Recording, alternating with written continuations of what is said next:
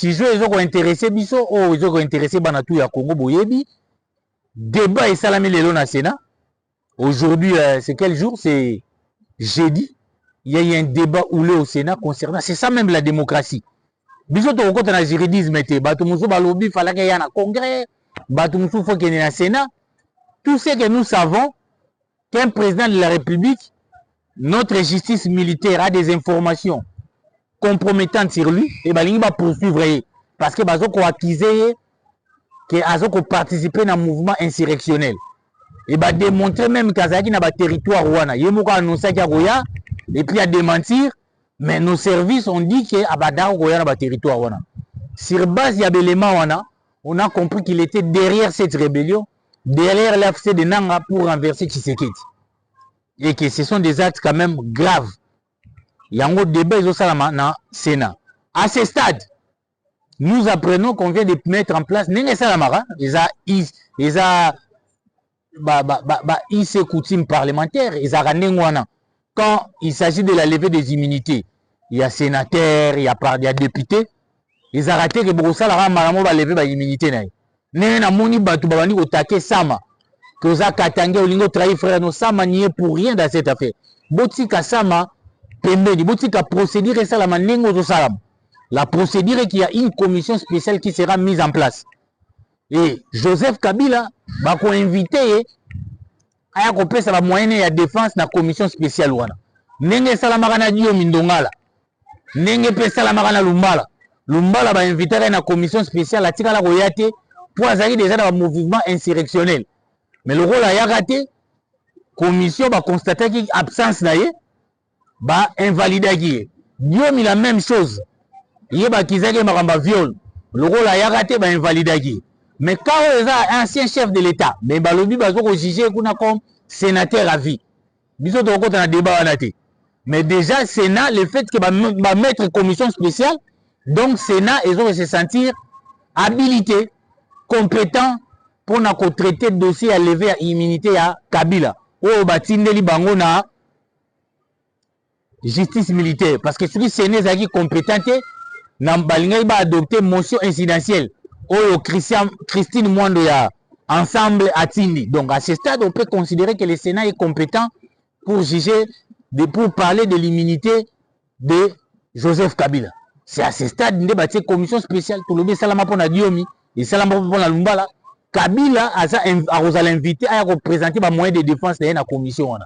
Ce qui était la commission va présenter son rapport et puis va relever l'immunité. Donc tout ce qui a procédé récemment. Makelele, oh non, ça va toucher à la démocratie. Namoni batulora balubaya. Biso déjà tout baki ke balubaya, batutu bazaki na kopwana. Comme notre opposition a été incapable de mettre en place une stratégie pour conquérir le pouvoir, tout le monde s'est retranché derrière Kabila Balubaya, qui a même refusé de participer aux élections.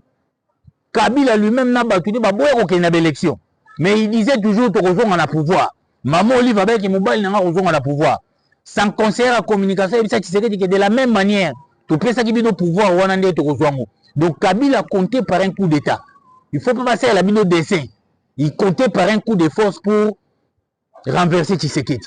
Mais un coup de force, il est parti à rallier les Rwandais. Il y a des preuves que Kabila a été bel et bien à Goma, a été en connivence avec le mouvement M23. Parce qu'il a même fait une tribune où déclarer que ses revendications sont légitimes. Yango Biso Tolobi Boye, Batika, Sénat n'est pas à confondre avec M. Samaloukonde. C'est une plénière qui a décidé de la mise en place de la commission spéciale. Alors toujours rappeler Batouano Bazo défendre Kabila, qu'on présentait que ça n'a pas porté un coup contre la démocratie. Kabila ne serait pas à travers le monde le premier chef de l'État à être poursuivi. Ah, en France, Sarkozy a été bracelet. Il a été condamné pour une affaire de corruption. Tout de suite là, en Mauritanie, un ex-président vient d'être condamné. Un ex-président, on peut le condamner. À la différence, Sarkozy va condamner, n'a pas acte opposé tout en étant président de la République.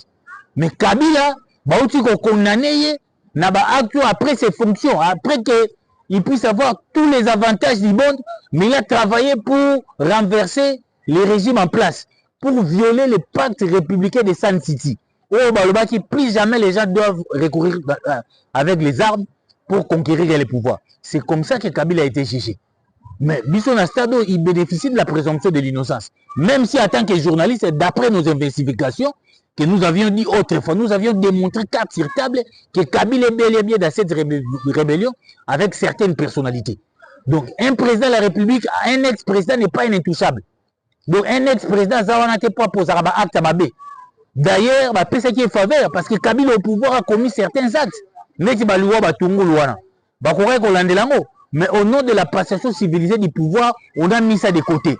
Mais tout en étant ex-président, tout en bénéficiant des avantages, continuer à composer des actes pour déstabiliser les institutions du pays. Donc, il faut pas poursuivre, mais il faut la procédure. Donc, à ce stade, le Sénat est compétent pour lever les immunités de Kabila. Si tel n'était pas le cas, mais Bandima qui motion au monde, mais